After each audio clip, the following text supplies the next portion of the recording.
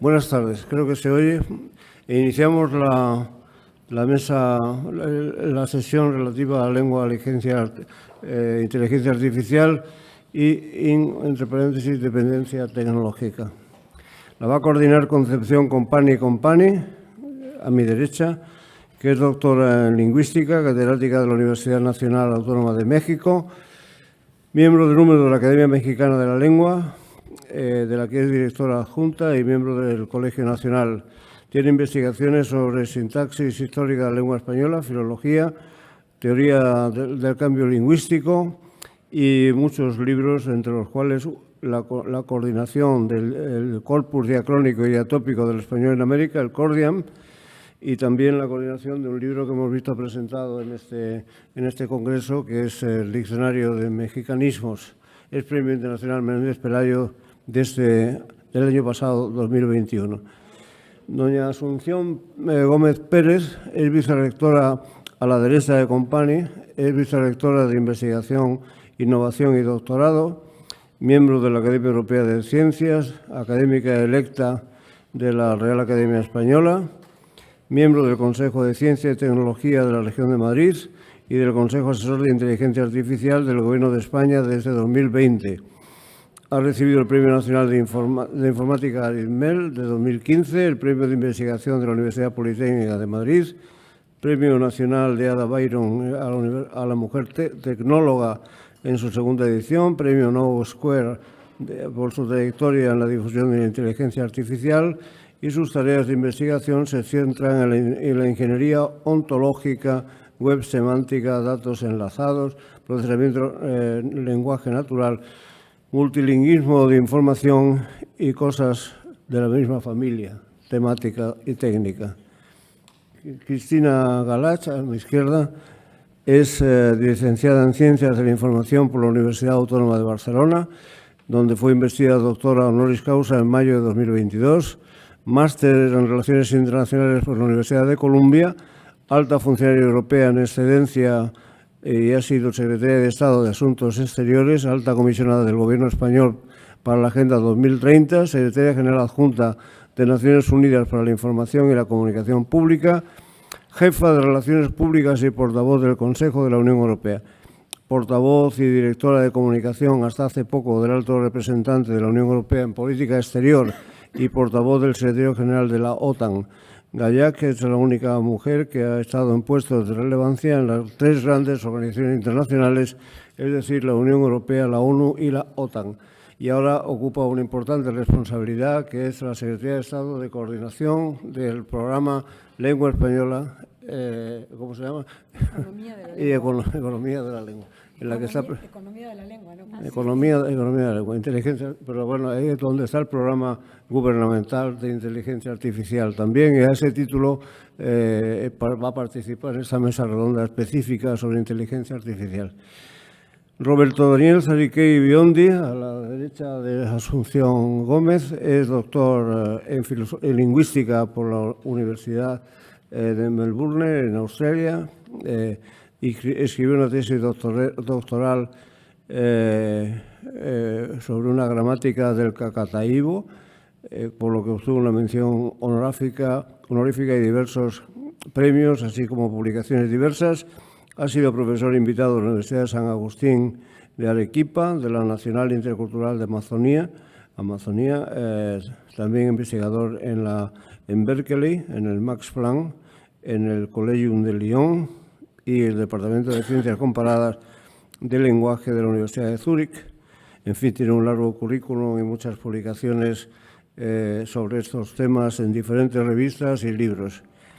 Virginia Bertolotti, por último, perdón Virginia por equivocarme en la pronunciación del apellido, Bertolotti, es doctora en Humanidades y Artes, catedrática de la Universidad de la República de Uruguay, institución de la que es vicerrectora de investigación, académica de la Academia Nacional de Letras de Uruguay y académica correspondiente de la Mexicana de la Lengua y de la Real Academia Española. Ha publicado muchísimas cosas y ha participado en obras colectivas del área de ASALE y la cooperación entre academias, entre otras, ha colaborado con la mexicana en la preparación del importante Cordiam, que ha dirigido nuestra amiga y compañera Company. Y ahora dejo la palabra del todo a Company en lo sucesivo para que coordine en la mesa y la lleve adelante hasta el final de la hora establecida. Concepción. Muchísimas gracias, Santiago. Muchísimas buenas tardes. Quiero, en nombre de la mesa, de nuestros invitados de este panel, agradecer al Instituto Cervantes, a la Real Academia Española y a la comisión local organizadora, la hospitalaria acogida, el funcionamiento impecable del Congreso y, bueno, darnos oportunidad de dialogar de un tema que nos parece de altísima relevancia. Voy a ubicar muy brevemente cómo surgió este panel sobre lengua, inteligencia artificial paréntesis, independencia, dependencia tecnológica. En el verano del año 22, en Santander, estábamos Santiago, Asunción, yo,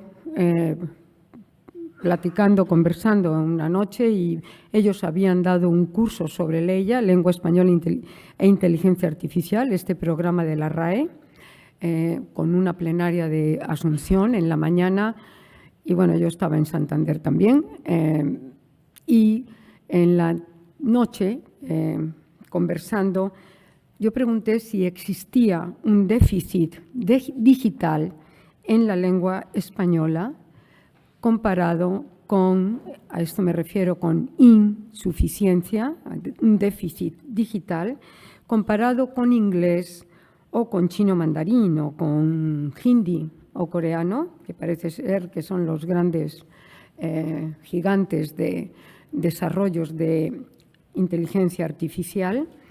Entonces, a partir de ahí surgió un diálogo y una coordinación para que estemos hoy reunidos en la Universidad de Cádiz, en el 9º Congreso Internacional de la Lengua Española, y voy a formular las preguntas de base que dieron inicio al diálogo y que a través de un Zoom y de correos de intercomunicación pudimos llegar a ajustar problemas y preguntas que creemos que serán de interés para todos.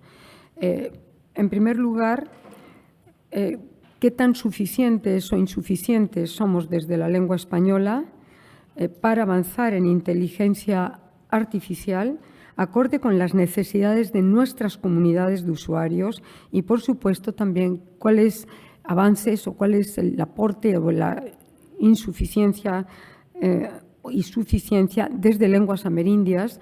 Recordemos que este congreso iba a tener lugar en Arequipa, entonces el colega de Perú tendrá cosas importantes que decir y estamos seguros de que regresaremos al país hermano que nos acogerá en Perú, posiblemente. La segunda pregunta es ¿cuál es el papel que se necesita para que haya desarrollos de inteligencia artificial, bases de datos muy robustas, eso se sabe, de billones de datos, pero también cuál es el equilibrio entre cantidad y calidad de esos datos para poder alimentar y que se genere inteligencia artificial y suficiencia digital para el español?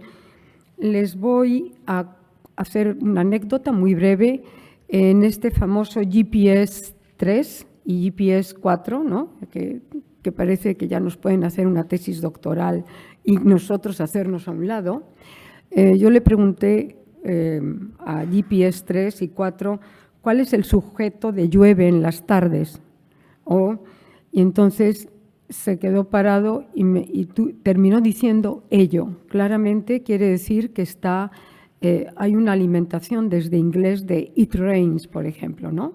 Entonces, bueno, GPS 3 es fantástico y asombroso y GPS 4 también, pero queremos que responda, pero también dirán ustedes, bueno, ¿a quién se le ocurre hacer una pregunta de cuál es el sujeto de Llueve temprano, ¿no? Que eso no es una pregunta. Cuando se le hacen preguntas sobre dime quién fue Friedman y cuál es la diferencia, o Adam Smith, y entonces sí elabora una tesis doctoral.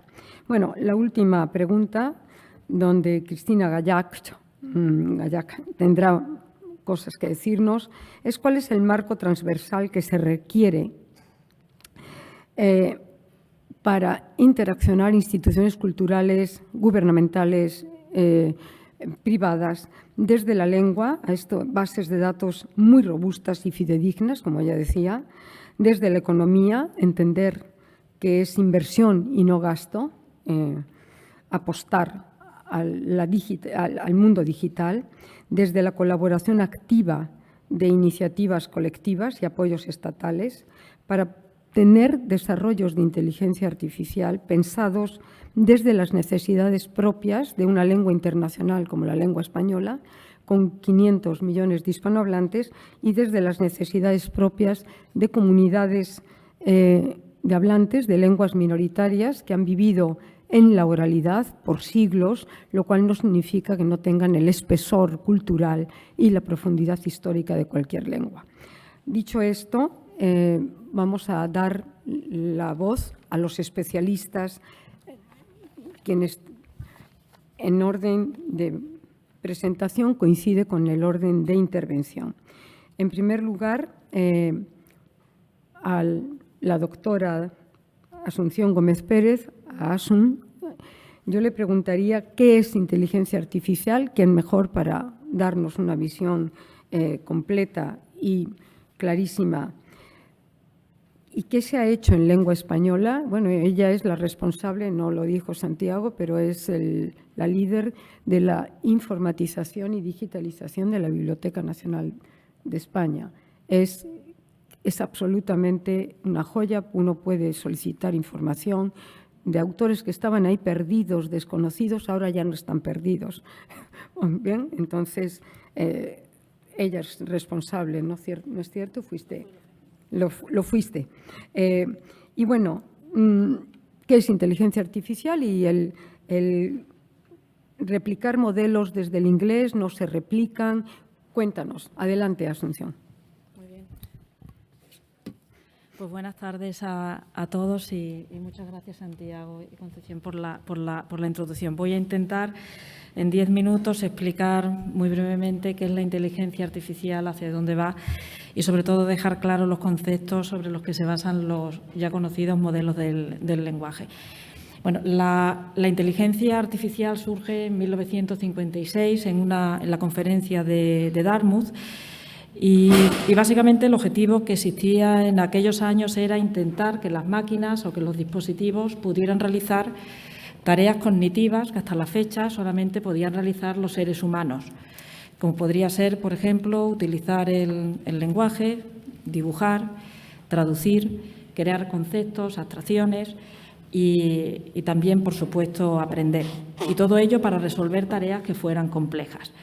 Desde el año 56 hasta la actualidad pues, ha llovido mucho y actualmente la definición de inteligencia artificial que a mí más me gusta es la de la Comisión Europea, elaborada en el año 2019. En ella se define la inteligencia artificial como dispositivos que se ejecutan en un software, en una computadora. Ay, perdón. No está pasando. Pues sí, porque no está pasando. Sí, entonces, bueno, perfecto, porque ahora yo te lo puedo mostrar. es que es muy complicado. Perfecto. Entonces, en la anterior pues decía que sería la parte inferior del cómic, en donde pues las máquinas intentan hacer actividades o realizar actividades cognitivas hasta las fechas destinadas a los seres humanos. En el año 2019 la Comisión Europea saca una nueva definición en donde los sistemas de inteligencia artificial se pueden concebir como software que ejecuta dentro de una computadora o bien como software que está integrado dentro de otro dispositivo, siempre diseñados por humanos. Si nosotros analizamos el proceso que realizamos para resolver problemas, pues nosotros tenemos conocimiento que hemos ido adquiriendo a lo largo de toda nuestra vida. Nosotros percibimos del entorno y, en base al problema que queremos o a la tarea que queremos resolver, con el conocimiento que tenemos adquirido, razonamos y proponemos algún tipo de solución. Esa solución interactúa en el mundo físico, puede ser que lo cambie y volvemos a recibir una retroalimentación que nos lleva a seguir actuando sobre él. Pues bueno, pues eso consiste en la inteligencia artificial, intentar simular esos conceptos de percepción, razonamiento y toma de decisión para actuar sobre el mundo físico. Para ello, los sistemas de inteligencia artificial pues necesitan adquirir los datos del entorno, bien mediante sensores o mediante el análisis de texto o accediendo a información que tenemos en bases de datos, y eso es lo que va a constituir la base de conocimientos del sistema, y con ese conocimiento el sistema razona para poder decidir cuál es la acción más favorable en cada momento. Pensemos, por ejemplo, en un dron que tiene que fumigar un terreno y analiza el color de la siembra, y en función del color de la siembra pues fumiga con un determinado producto o con otro. Y luego, por otro lado, esa sería la parte de inteligencia artificial embebida en dispositivos. Y luego, por otro lado, tenemos la inteligencia artificial que estamos todos utilizando diariamente en las numerosas aplicaciones que tenemos en el móvil. La inteligencia artificial utiliza dos tipos de técnicas. Una, que se llama la inteligencia artificial simbólica, que es la que se basa en palabras, y aquí es donde se encuentran las famosas ontologías o los sistemas basados en reglas. Entonces, hay una serie de modelos, como el modelo Lemon, que nos permite pues, representar la información, por ejemplo, lingüística asociada a una determinada palabra. El razonamiento con este tipo de representación, con este tipo de modelo, es el razonamiento lógico-matemático.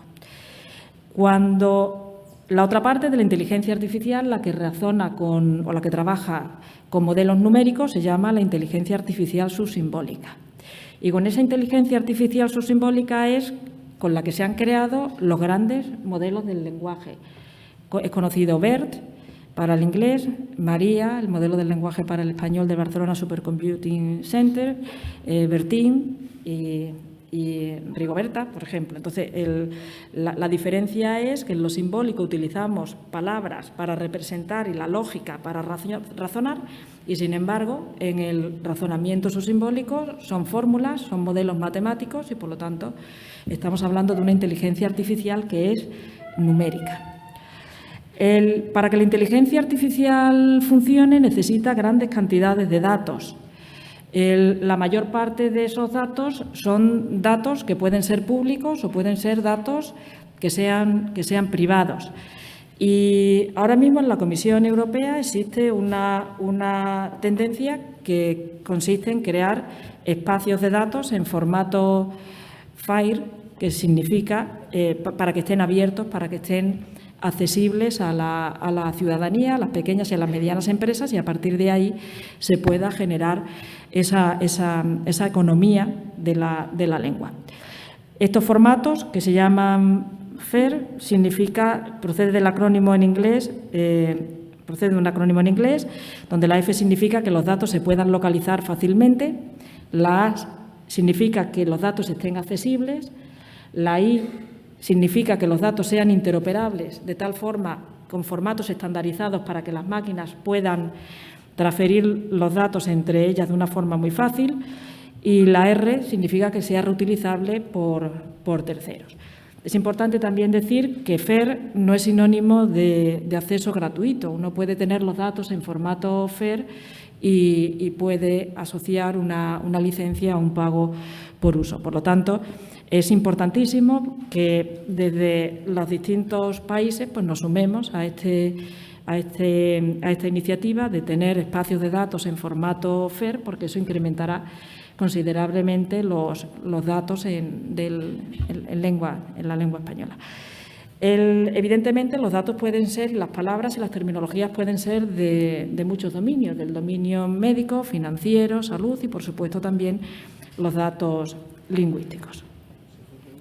La inteligencia artificial, a su vez, hay una parte que se llama la inteligencia artificial general, que pretende ser similar a la inteligencia humana y que fuera capaz de resolver cualquier tipo de problema. Esa inteligencia artificial general… Espera. Ay, Ahora sí. ahora. Esa inteligencia artificial general no va a ser cercana, o sea, queda todavía mucho recorrido para llegar a ella. Lo que sí que tenemos ahora mismo son muchas inteligencias artificiales específicas que resuelven problemas concretos y que están utilizando, la mayor parte de ellas, técnicas de aprendizaje profundo o técnicas de aprendizaje automático, ¿vale? Entonces, es importante también tener ese concepto, que la inteligencia artificial específica resuelve tareas muy concretas utilizando esas técnicas de aprendizaje. Entonces, bueno, he traído una serie de ejemplos para que un poco analicemos cómo se realiza la comunicación y cómo la inteligencia artificial se encuentra detrás de ciertas aplicaciones que utilizamos con mucha frecuencia. Por un lado, nosotros nos comunicamos, la comunicación persona a persona, utilizando medios digitales y quizás la prueba más fácil sería el WhatsApp. Entonces, si yo tengo dos móviles, el profesional y el personal, y cuando escribo a una persona, a mí el WhatsApp me va sugiriendo una serie de palabras. Nos puede sugerir palabras que sean correctas porque hayamos cometido una falta de ortografía, pero también nos propone una serie de palabras para completar. Y las palabras que propone para completar depende de las palabras que nosotros hayamos escrito previamente en el WhatsApp.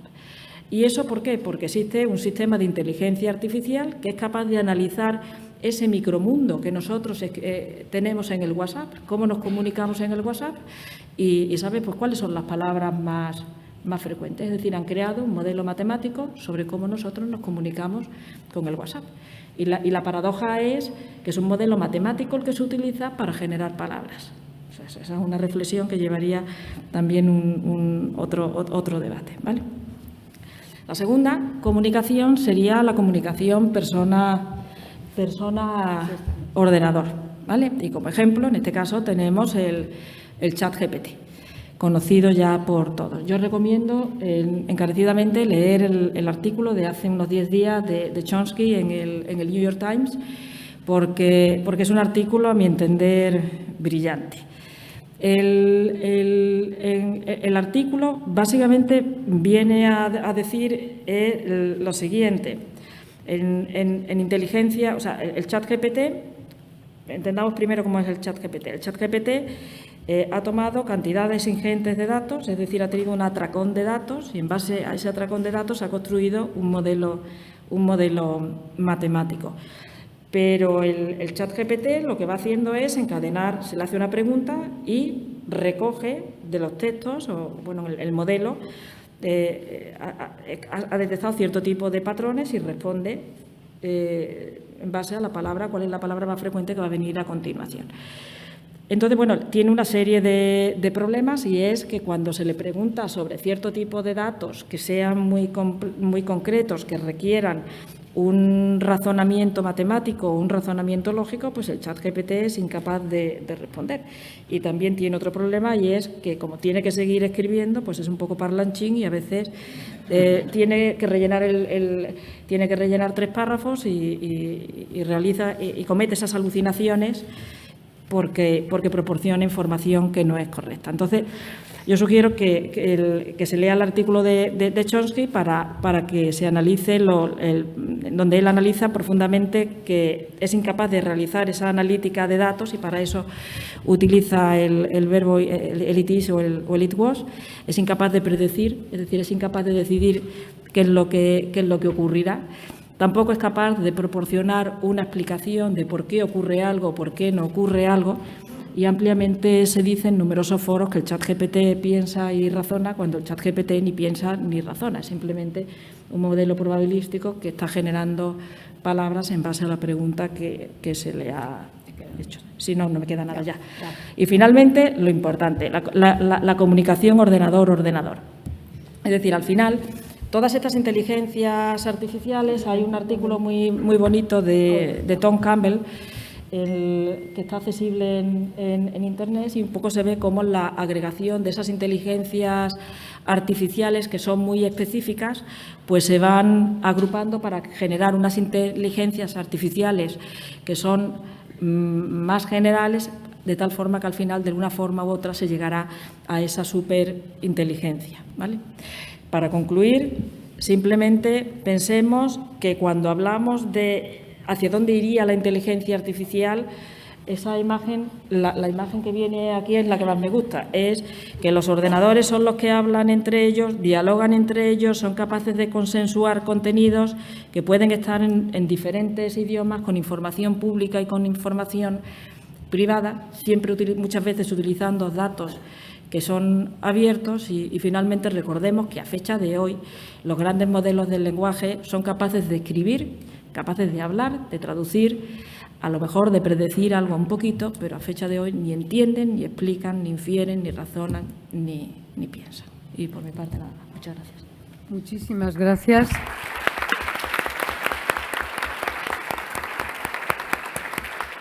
Clarísimos los tres posibilidades. Muchísimas gracias a Asunción.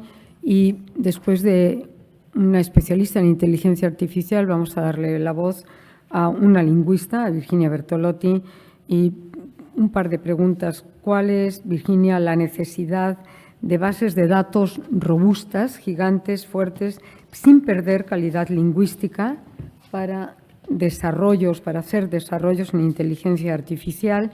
¿Y cuál es la ventaja, a tu modo de ver, desde alguien que ha hecho corpus electrónicos, codirigido el Cordiam, no codirigido, en codirección, porque los corpus nunca terminan, de crear bases de datos diatópicas, diafásicas, que abarquen todas las variedades de la lengua española? Adelante, Virginia. Bien, muchísimas gracias. ¿Se me oye si hablo aquí? Así puedo ver.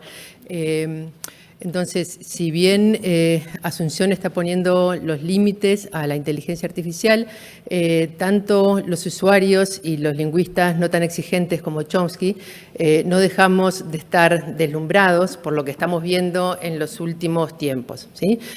Todos quienes hemos enseñado ciencias del lenguaje, muchos de los que están aquí, saben que una cosa que explicamos una y otra vez es que lo que distingue las formas de comunicación humana de las formas de comunicación animal o de las lenguas artificiales es la capacidad generativa, que es la G de GPT-3 o de GPT-GPT.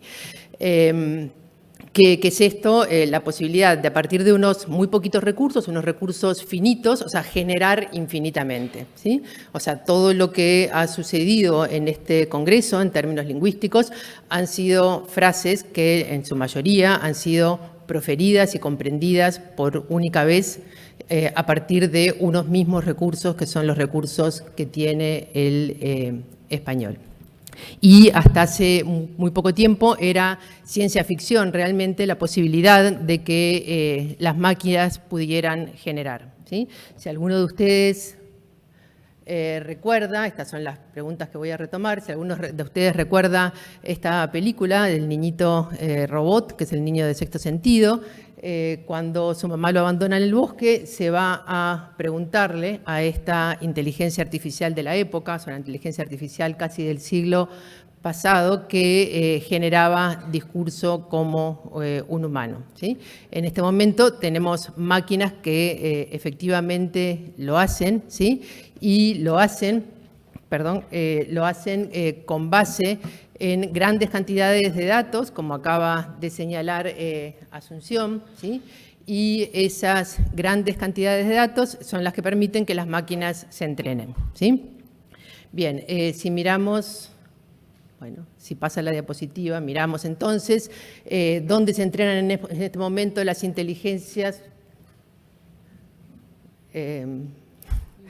Digamos, hay inteligencias artificiales, inteligencias manuales, de las cuales yo carezco, donde se entrenan las inteligencias artificiales, y ahí tenemos una rápida representación y tenemos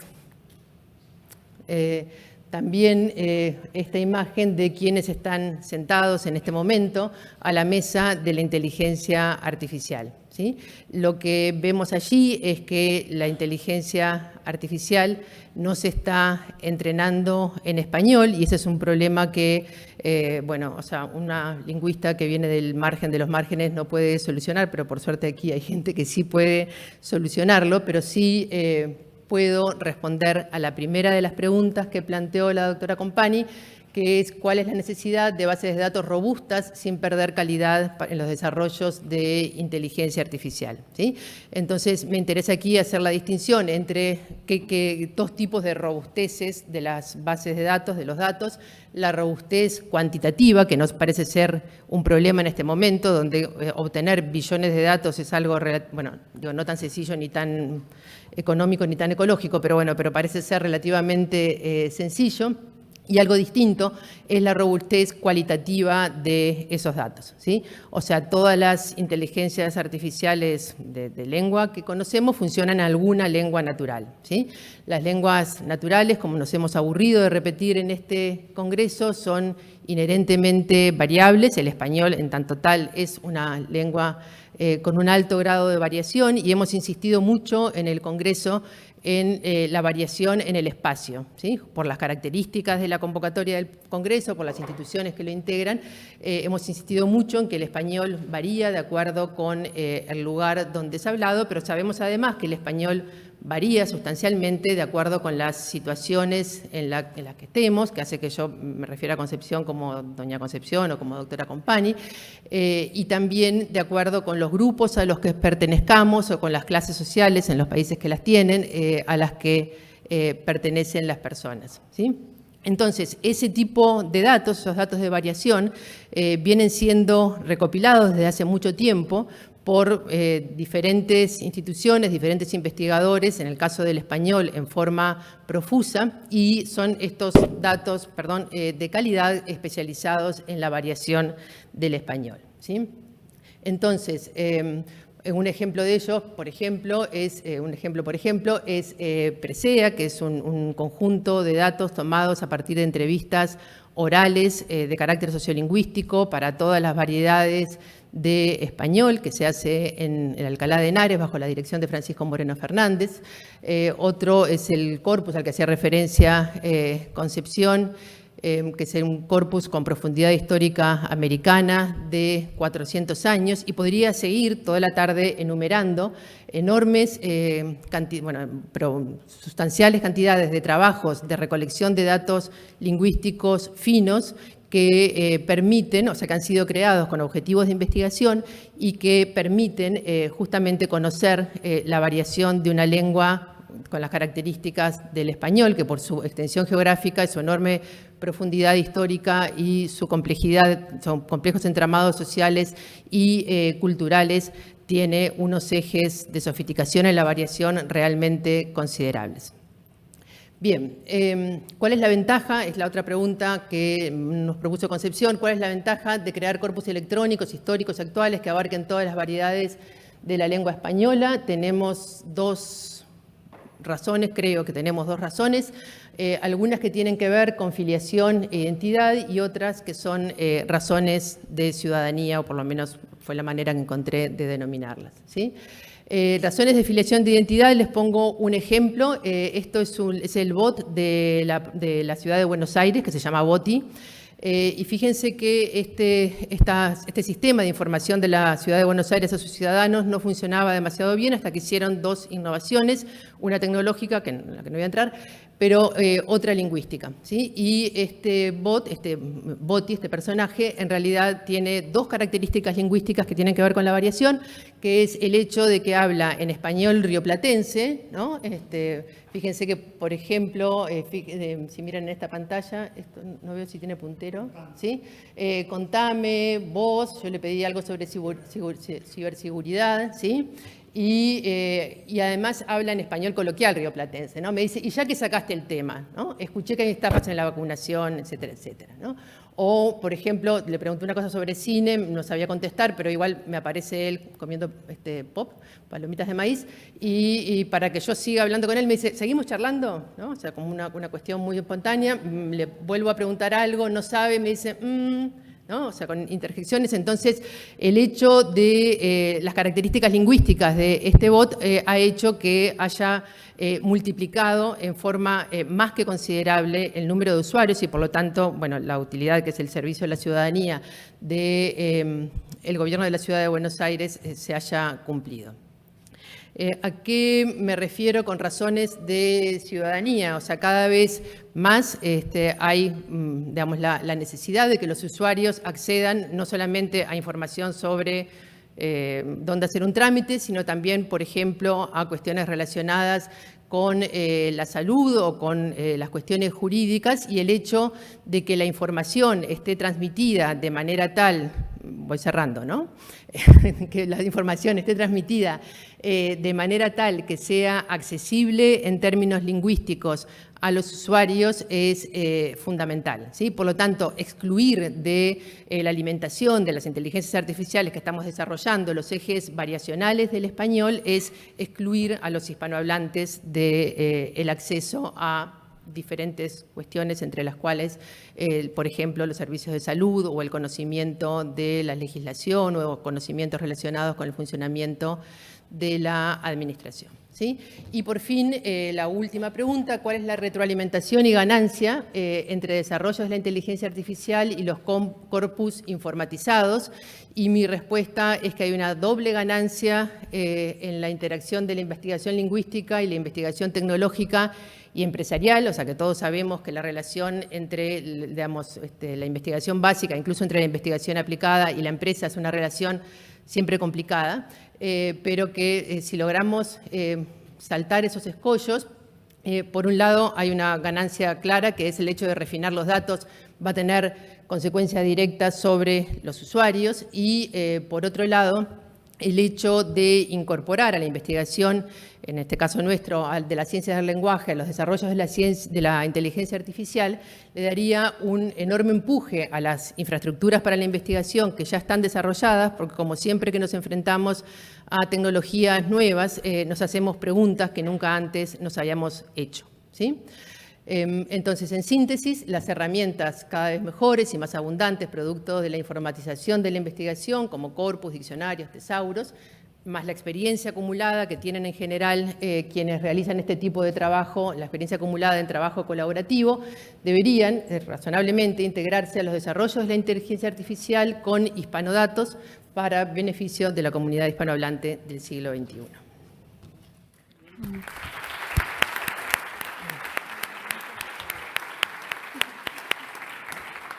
Muchísimas gracias, Virginia, por esta exposición tan clara, tan aplicada y tan puntual en el tiempo. Pasamos ahora del mundo inteligencia artificial en abstracto a robustez en lengua española, al mundo de lenguas amerindias, y les pregunto a Roberto Saricuey, ¿cuál es el reto o el problema central para desarrollos tecnológicos de este tipo en lenguas que han vivido por siglos en la oralidad? Este es el primer punto. Segundo, ¿se puede usar esta tecnología para revitalizar las lenguas? Sabemos que son lenguas en retroceso, porque si no cobran a fin de mes en su lengua van a cambiar de código, lo sabemos muy bien. Somos países, por lo menos en Hispanoamérica, que expulsamos habitantes, expulsamos gente y cambian de lengua. En el caso de México, por ejemplo, cambian de mixteco o zapoteco a inglés sin pasar por español. Es obvio porque van a comer en inglés. ¿Y cuál es el beneficio y costo, en español americano se dice costo, no coste. Sé que en España tiene una connotación la palabra, pero ¿cuál es el costo-beneficio de desarrollar tecnologías sofisticadas para minorías lingüísticas? Adelante, Roberto, por favor. Bueno, muchas gracias. Gracias por estar aquí. Gracias a los organizadores por considerarme.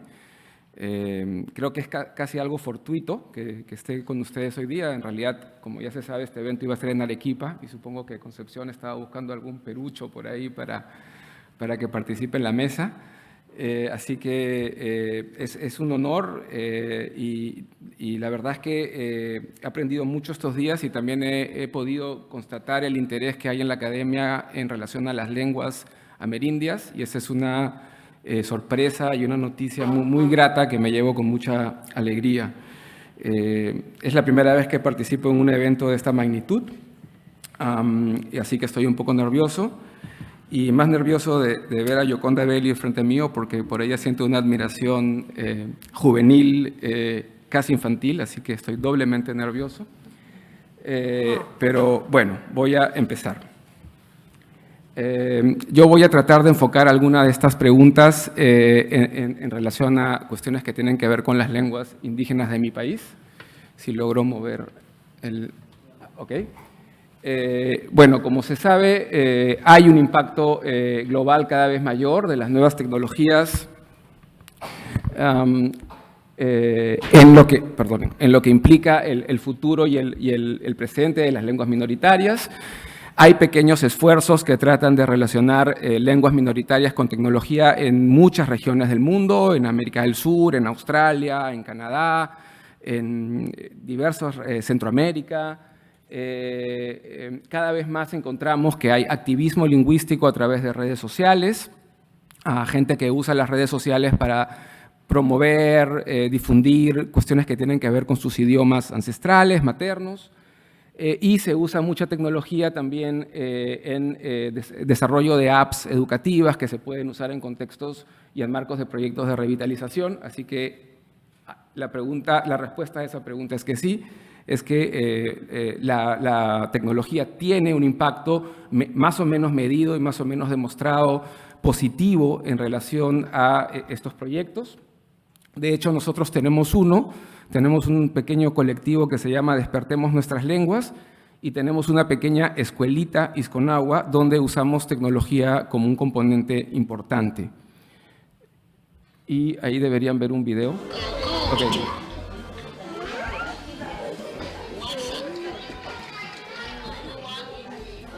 Esa es nuestra escuelita Isconagua y hemos desarrollado diversas apps educativas, 2 o 3, que lo que tratan de hacer es facilitar el aprendizaje de este idioma por estos niños.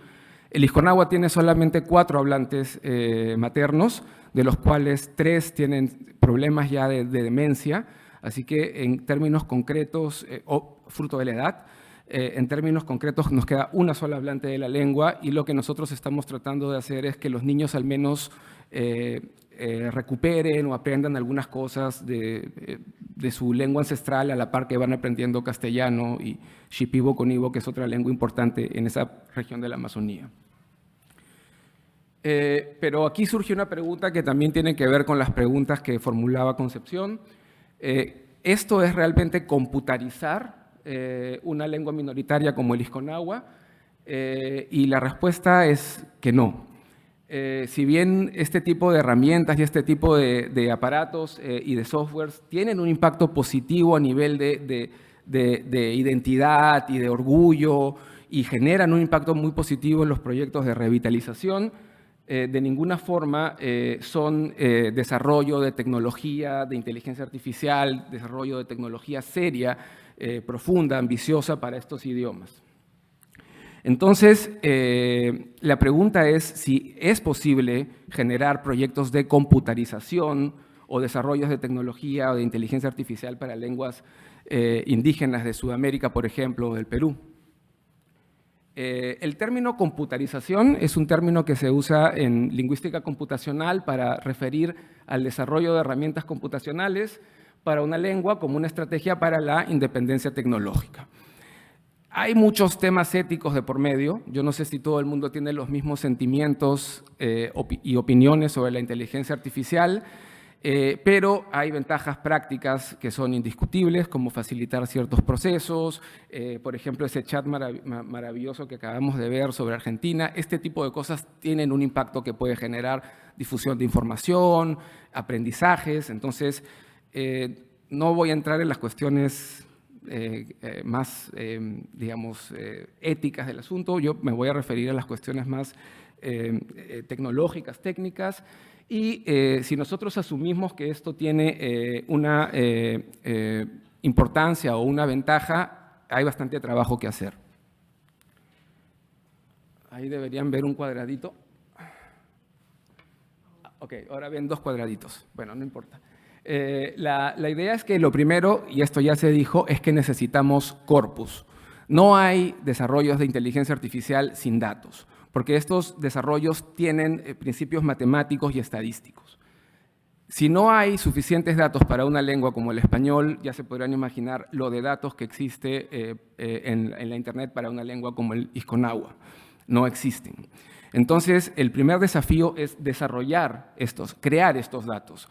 Y estos datos deberían crearse en formatos que satisfagan los principios FAIR, que ya se mencionaron aquí, y en lingüística hay cuestiones que tienen muy buenas aplicaciones computacionales, como Unimorph, Universal Dependencies, el desarrollo de textos paralelos que sean legibles por un computador, etcétera, etcétera. A partir de estos, desarrollamos tecnologías de lenguaje, tecnologías de procesamiento del lenguaje natural, que son básicamente analizadores morfológicos, lematizadores, segmentadores morfológicos, analizadores sintácticos, correctores ortográficos, que estén morfológicamente informados. Esto es sumamente aburrido y no tiene ninguna aplicación para los hablantes de a pie. Pero sin estos recursos no podemos llegar a la parte divertida del proceso, que ya son las cuestiones como generadores de lenguaje, chats que conversen contigo, traductores automáticos, reconocedores de voz, etcétera, que son las cosas que a la gente le gustaría ver en sus lenguas. Entonces, es un proceso bastante complejo que obviamente es difícil de alcanzar, se necesitan algunos recursos, y en el 2002 solamente el 1% de las lenguas del mundo, de las 7.000 lenguas que existen, había alcanzado este nivel de desarrollo tecnológico. Esto lo ven también aquí. Este es un estudio que hicimos con unos colegas donde mostramos que las publicaciones en la antología de la Sociedad de Lingüística Computacional para lenguas en peligro es bastante bajo, ¿no? Está ahí abajo, son alrededor de 10, algunas seguramente de nuestro grupo de investigación. Y para lenguas vitales tenemos muchísimas publicaciones en esa línea, inglés, chino, etcétera, etcétera. Hay experiencias exitosas, como este proyecto hermoso por el que yo siento una admiración infinita, que se conduce en Canadá. No existen recursos así en ningún país de Sudamérica. O sea, sería imposible que nosotros consiguiésemos millones de dólares, bueno, no sé, de repente, del gobierno español. Pero bueno, es bastante difícil. Entonces, en realidad, esto para nosotros es un ejemplo y tratamos de replicar lo más que podemos de lo que han logrado los canadienses con sus lenguas indígenas. Y en este momento nos encontramos en una situación en la que en realidad el principal desafío es la ausencia de datos, como ya dije. Ese es el principal cuello de botella que tenemos. Entonces ustedes dirán, pero hay décadas de documentación lingüística, ¿no? Hay fondos como el ELDP, proyectos de cientos de lingüistas que han ido al campo, han creado bases de datos y estas bases de datos están en archivos. Y de hecho eso es algo que yo he hecho durante muchos años.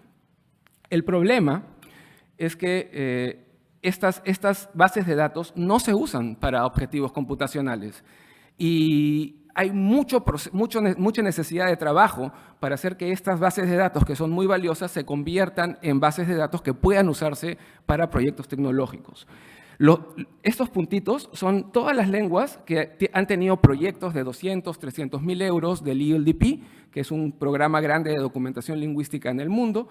Los puntitos azules son los que han tenido financiamiento de ELDP y tienen una base de datos, pero no tienen ningún tipo de desarrollo tecnológico o publicación científica orientada a la tecnología, y los puntitos de otros colores son los que sí. O sea, como ven, la coincidencia entre ambos mundos es escasa, pero es factible, o sea, es algo que se podría hacer a un costo relativamente razonable. Siguiente, la anterior, por favor. Nosotros, de hecho, con nuestro grupo, que se llama Chana, hemos estado tratando de aprovechar publicaciones en PDF del Ministerio de Educación del Perú para lenguas indígenas para ver cuán factible es convertir esos textos en PDF a textos que se puedan usar y puedan ser leídos por un computador. Son textos en su mayoría monolingües. El ideal del texto para trabajos de traducción automática son textos paralelos donde hay dos lenguas, ¿no? Pero aún así hicimos un estudio con 4 lenguas indígenas del Perú y pudimos demostrar que la calidad de los datos que obtuvimos a partir de estas fuentes educativas era relativamente alto en términos de unas mediciones que usan los ingenieros con los que colaboro. No crean que es simplemente un OSR, es más difícil que eso porque los OSRs también tienen desarrollos para lenguas específicas. Y bueno, entonces, ¿cuál sería la hoja de ruta que yo veo? Transformar los datos existentes a formatos que satisfagan los requerimientos de la computarización, crear nuevos datos, y si vamos a crear nuevos datos, hagámoslo haciendo siguiendo los requerimientos y las convenciones de los científicos de la computación. Y lo interesante es que, claro, por más que tengamos dinero y grandes proyectos alrededor del mundo haciendo esto, nunca vamos a alcanzar la cantidad de datos que existen para otras lenguas. Así que tenemos que estar preparados para que todos los desarrollos tecnológicos sobre lenguas indígenas en el mundo tengan también una visión basada en reglas. O sea, lo que se busca es generar modelos estadísticos híbridos donde se usen reglas gramaticales. Esa es una buena noticia porque cada vez más tenemos una cantidad de lenguas indígenas para las cuales contamos con gramáticas de buena calidad. Entonces ahí tenemos esa materia prima que podríamos usar para generar este cambio tecnológico para los pueblos indígenas. Y solo para terminar, quisiera mostrarles algunas de las herramientas que hemos desarrollado en el proyecto Chana para la lengua Shipibo. Es un pequeño video para que puedan ver cómo funcionan, que debería funcionar el video. Sí. Esto es sobre Shipibo con Ivo y es un video donde van a ver algunas de las cuestiones que hemos desarrollado. Este es un anotador morfológico y sintáctico que a partir de procesos bien sencillos genera árboles sintácticos de lo que se llama Universal Dependencies, que es un formato de anotación gramatical que les resulta muy práctico para las computadoras. Entonces, este es un anotador que se hizo en el proyecto y ese es el resultado que obtenemos. Y este resultado se puede usar para que un computador pueda procesar la gramática del Shipibo. Anotamos miles de oraciones, aprovechamos muchas cosas que ya existían, por ejemplo, oraciones de gramáticas publicadas, y luego desarrollamos pequeños desarrollos de NLP, de procesamiento del lenguaje natural. Por ejemplo, un lematizador. A este lematizador tú le dices moa ra, y él te va a decir que moa es la raíz, ¿no? Eso lo hicimos con diccionarios existentes que nosotros fuimos introduciendo a estos procesos. El silabificador lo que hace es dividir en sílabas, ¿no? Un silabificador. Ahora termina esto y termino. El segmentador morfológico analiza morfológicamente las palabras. Hatibi ra tiene dos elementos, Hatibi, que es todos, y ra, que es un marcador como oracional. Un analizador morfológico que te dice la composición morfológica de las palabras, te dice, por ejemplo, que llama es la raíz, etcétera, etcétera.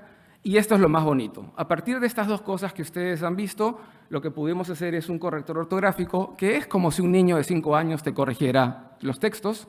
No es tan inteligente, no es inteligencia artificial tan inteligente, pero como ven, le tipeas un texto en en Shipibo, y es capaz de corregirte algunas palabras de manera automática. Sí, y el último componente es el traductor automático, que es el más bonito, digamos.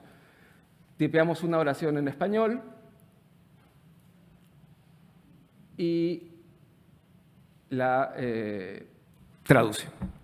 Obviamente, traduce mejor textos que sean más oraciones sencillas, oraciones que tengan que ver con ciertos campos semánticos, que son los que están representados en la información disponible. Bueno, eso es todo. Estas son algunas iniciativas que se pueden hacer y finalmente simplemente decir que esto a la larga es el momento para hacerlo. Independientemente de lo que pensemos, la inteligencia artificial es algo que está creciendo y esta es una oportunidad para tener a las lenguas indígenas ahí desde el inicio y tratar de romper algunas brechas. Gracias.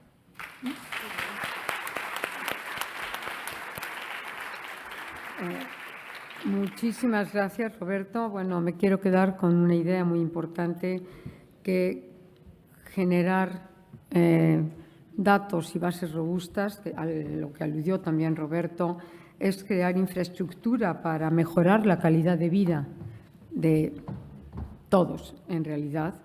Y bueno, a lo mejor si hay esfuerzos conjuntos, llegamos a tener un GPT-4 o 5 que sea capaz de responder de manera multilingüe y no solo pensar a través de esa mesa de 5 o 6 lenguas. Por último, le voy a dar la palabra a Cristina Gallac. Yo lo pronuncio Gallac. Sí, así es. Figueras, con dos preguntas muy básicas. Estamos en la hora de la verdad. La ministra de Economía de la Lengua.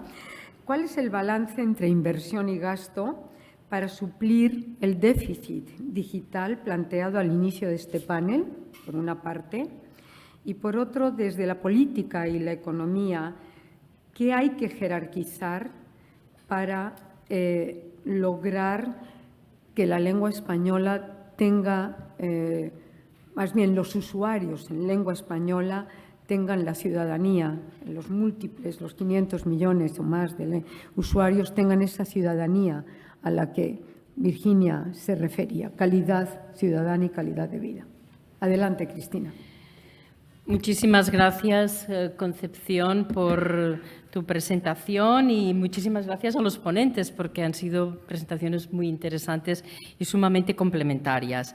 Yo voy a hacer mi breve intervención desde un punto de vista muy político y desde el punto de vista de la responsabilidad que tenemos las personas que estamos en puestos de gobierno para hacer frente a un gran desafío. Estamos ante un gran desafío tecnológico que nos afecta nuestras vidas y, por tanto, no vale no afrontarlo directamente. Y lo hemos visto con la irrupción de la inteligencia artificial de una manera masiva, que este es un gran desafío que está para quedarse y que, por tanto, creo que la palabra clave de si es inversión o coste, creo que estamos ante una respuesta clarísima. Esto es una inversión. Es una inversión para hacer frente a los cambios que tenemos entre manos. ¿Por qué? Porque la inteligencia artificial, sobre todo ahora, en este momento, está basada, la gran irrupción que ha hecho en palabras, en lengua. Hemos pasado de una inteligencia artificial, como nos decía muy bien Asunción, de datos numéricos a lengua y que esto es representa un impacto grandísimo. Segundo, porque resulta que esto ha empezado en un ámbito anglosajón y todo lo que estamos viendo emana de un entorno de grandes corporaciones privadas dominadas por, si me permitís, personas de raza blanca, sexo masculino y además de un estrato social determinado, que generan unos productos que tienen sesgos y que tienen unos algoritmos que nos desvían. Por tanto, esta inversión, si me permitís, es una inversión de carácter estratégico. Y es fundamental que desde los poderes públicos se aborde de esta manera. Es muy distinto como estas corporaciones ven y plantean, por ejemplo, el ChatGPT o lo haría el poder público. El poder público lo que quiere es muchos datos, por ejemplo, para que la administración responda mejor a los ciudadanos. No sabemos, o nos parece que probablemente el ChatGPT tiene otros intereses, ¿no? Ahora, en este momento, ya está cerrado y eso quiere decir que no sabemos lo que ocurre y cómo han sido capturados estos datos. Por tanto, fundamental esta mirada de servicio público, esta mirada de responsabilidad para no dejar de lado esto tan importante que es la soberanía y ponernos, yo creo que fundamentalmente las personas y los ciudadanos en el centro de esta soberanía. Y esta es la mirada que tiene el Gobierno de España en estos momentos y que está movilizando una serie de recursos precisamente para favorecer este tránsito que estamos viendo tan importante que nos viene de alguna manera por todas partes. Valor económico. El valor económico, sin ninguna duda, también es claro, porque está creciendo de manera exponencial todo el valor económico de lo que significa el mercado del PNL. Por lo tanto, aquí también hay un elemento clave. Por eso, el proyecto estratégico económico, que en este caso con los compañeros lideramos, está claro que también tiene una mirada de aprovechamiento económico, si no el valor económico lo van a rentabilizar otros. Valor fundamental cultural, y por eso es muy interesante la ponencia anterior. Es incalculable el valor cultural de la protección de nuestras lenguas. Es incalculable. Por tanto, fundamental que tengamos en mente lo que debemos hacer para una lengua de 600 millones de personas, pero para las lenguas que son de un uso mucho más limitado. En el caso, por ejemplo, del proyecto estratégico que lideramos nosotros, tenemos una mentalidad absolutamente inclusiva con respecto a las lenguas cooficiales en España. Catalán, gallego, vasco y valenciano, porque es imprescindible que las acompañemos en todos estos procesos de digitalización y de inteligencia artificial. Y el valor estratégico ya lo hemos visto, os lo he mencionado antes, hay un elemento lingüístico explícito, pero también un elemento estratégico político que hace que debemos de invertir. Dejadme comentar un par de cosas con respecto a lo que habéis dicho sobre los corpus. Hemos hecho un estudio sobre los corpus en español que tenemos en este momento. Bueno, son muchos, variados, algunos riquísimos, de excelencia, los corpus de la Real Academia, pero ¿qué es lo que pasa con estos corpus? Que están desconectados, que tienen poca acción, en muchos casos, directa hacia la creación de modelos de lenguaje. ¿Y cuál es nuestra visión? Nuestra visión es conexión y multiplicación de los corpus y la creación de unos mecanismos, un punto de entrada donde todos estos corpus se encuentren y donde haya de esta acción pública un impacto directo en el sector privado, en la empresa, para luego ya desarrollar las aplicaciones que puedan dar lugar en tantos ámbitos. Pero sobre todo que hay un impacto en los servicios públicos. Hablamos de respuestas de las administraciones, el chat de Argentina. Hablamos de aplicación en temas médicos. Hablamos de la justicia. La justicia debe de tener, porque si no, no podremos avanzar como queremos su administración, pues un acceso a unos corpus determinados que le permitan una agilidad en toma de decisiones y procesos. Por tanto, tenemos, yo creo que en este sentido, una clara visión de dónde hay que ir, es conexión de corpus, multiplicación de estos corpus. Tenemos grandes bases de datos que hay que poner en marcha. Además, bases de datos en muchos casos que pertenecen a espacios públicos. Radio Televisión Española, los parlamentos, todos los espacios públicos donde se generan textos de calidad específica, y de esta manera sabremos lo que ponemos en el corpus genérico que servirá para desarrollar el modelo de lenguaje. Una de las cosas que no sabemos es quién ha puesto los datos en el chat GPT y que te produce, bueno, pues unos resultados, datos lingüísticos de cómo tienen que ser. No han producido mucho por lo que vemos, porque no responden muy bien. Y por último, yo creo que también poner en valor otra cosa que desde el caso de España es por una parte, esta mirada absolutamente imprescindible iberoamericana, porque debe ser corpus en español que nos permitan todas las variedades posibles. Y segundo, desde España hemos tenido ya 2 versiones del Plan Nacional de Tecnologías del Lenguaje. Y eso nos da que tenemos unos mecanismos de estructuración de estas políticas públicas. Y además tenemos un centro de supercomputación de nivel mundial, ya se ha mencionado aquí, que es capaz de gestionar datos y preparar este tránsito de los corpus a los modelos. Y este centro de supercomputación está conectado con muchos centros más pequeños en España, pero es el líder de la red de supercomputación iberoamericana. Por lo tanto, aquí tenemos un plan, tenemos una red, tenemos ya unas bases de unos corpus interesantes y algunos de ellos de extremísima calidad, fundamentales, repito, como el de la RAE, aprovechando que está el director aquí con nosotros. Por lo tanto, como conclusión, invertir en tecnologías de lenguaje es absolutamente indispensable y no hacerlo sería una negligencia. Desde los poderes públicos no nos lo podemos permitir, de ahí esta respuesta estructurada del proyecto que lidero. Segundo, el procesamiento del lenguaje artificial ha sido exponencial, su progreso en los últimos años, a las oportunidades. Y ahora está claro que la tecnología no espera.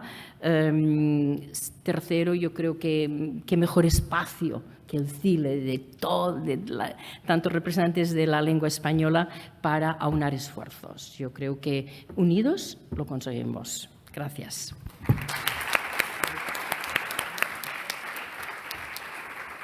Muchas gracias, Cristina.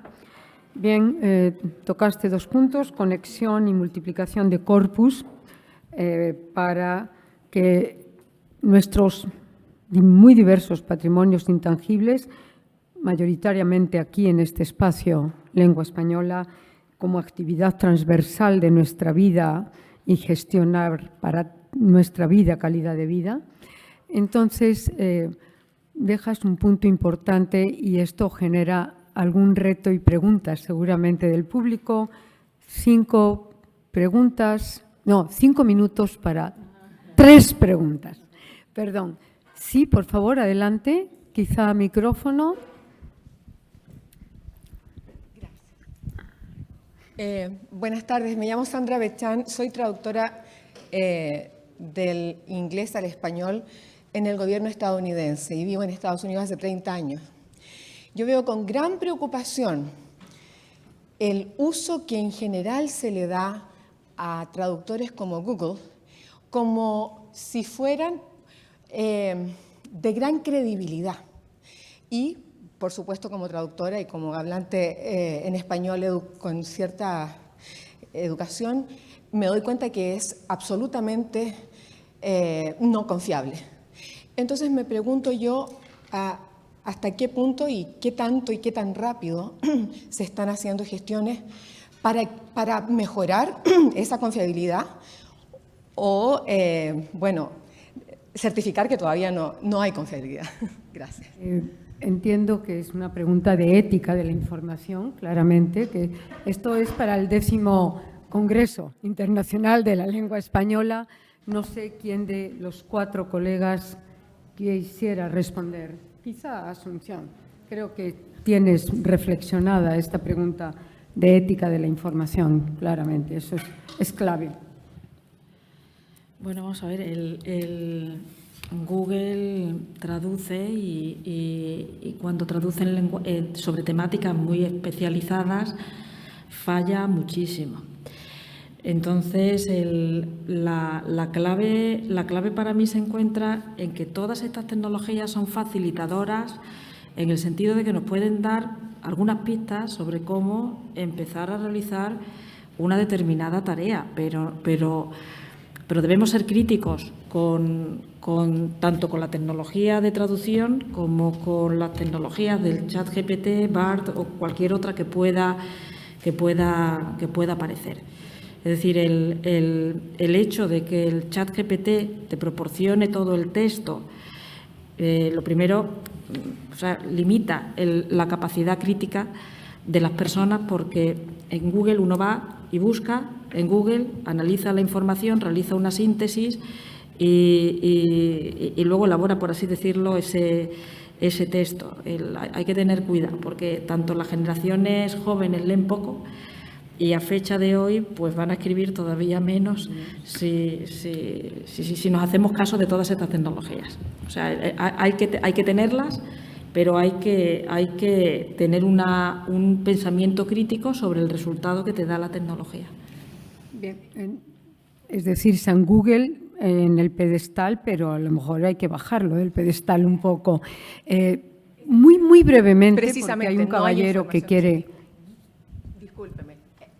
Nadie lo ha bajado del pedestal en Estados Unidos, porque en Estados Unidos la gente confía en Google porque es confiable para información, pero también se confía en el tema de traducción y en eso no es confiable. Es que estás tocando un tema que esto ya es para el 11º Congreso Internacional de la Lengua Española. ¿Qué consideras que es verdad, este sentido de trusting que tienen en Estados Unidos? Y es el mundo latino, en general, es que desconfías de todo. Pero esto ya vamos a invitar a psicólogos, ¿no, Santiago? Creo, ¿no? Y Cristina, porque ya esto se vuelve transdisciplinario como esta misma mesa. Por favor, adelante, y creo que es la última pregunta. Cómo no, muchas gracias, felicitaciones a todos los panelistas. Yo estoy utilizando varios de estos programas, ChatGPT 3, 3.5, 3 Plus, 4, Retry, Bing, ChatSonic, bueno, una cantidad. Y entonces estoy investigando la capacidad que tienen esos programas de crear ficción. Pero esto creo que no interesa al tema de la mesa. Hablaban del valor educativo y cultural que pueden tener. Yo, por ejemplo, le puedo pedir a esos programas que me expliquen la teoría de la relatividad especial como para un niño de 12 años. Les puedo pedir que me resumen un artículo. Puedo tomar la revista Nature o International Psychiatry Today y decirle, traduce este artículo, resúmelo y sintetízalo y acláralo. Y entonces hay resultados asombrosos. No todos estos programas tienen la misma capacidad.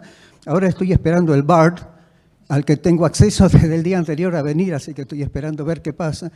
Pero creo que podría ser muy interesante para aclarar, tomar textos que son de cierta dificultad o que sean un poquito pesados o espesos y ver cómo los aclaran. Hay resultados magníficos y creo que se abren unas posibilidades insospechadas. Creo que es un comentario muy interesante. Yo me quedé, mi última pregunta de dime cuál es el sujeto de Llueve al GPT-4, veo que tú estás adelantadísimo. ¿Alguien que quiera comentar? Y ya terminamos de los 4 panelistas. Bueno, adelante, Cristina. Quizá yo retomo un poco el tema de Google y es que es un ejemplo clarísimo de falta de soberanía y de dependencia. fue la Este es el pregunta inicial. título de esta mesa, ¿no? Entre paréntesis, dependencia. Por tanto, cuando uno diagnostica que está políticamente en una situación de dependencia, ¿qué es lo que tiene que hacer? Desarrollar instrumentos, armas adecuadas, alianzas, investigación, cátedras, tecnología para hacer frente a esta dependencia. Yo creo que hemos llegado a esta conclusión.